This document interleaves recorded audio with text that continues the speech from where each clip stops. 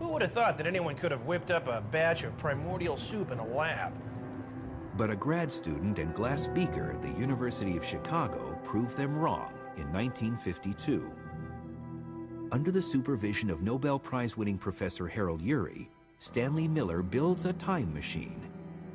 Miller decides to put Oparin and Haldane's idea to the test by conducting an experiment using Earth's ancient atmosphere, or at least a recreation of it.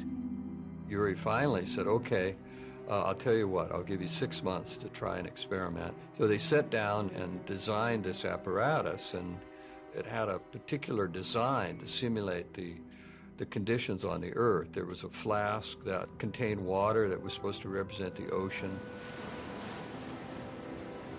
There was another flask that had electrodes in it, which was supposed to represent the atmosphere with lightning discharges passing through the atmosphere in the form of a spark through the electrodes.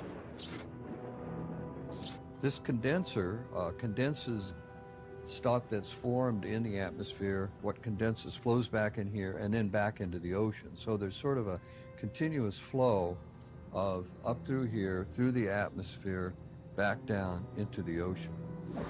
So it was sort of a mimic of the atmosphere-ocean cycle on the early Earth.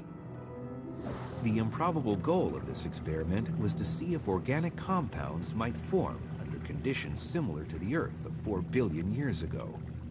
But trying to achieve in 6 months what the Earth had apparently done over eons seemed beyond crazy. Stanley set up the experiment. I remember him telling me that one of the biggest problems he had was that he had to make sure that all the oxygen was out of the system, because you spark oxygen and hydrogen and you've got an explosion.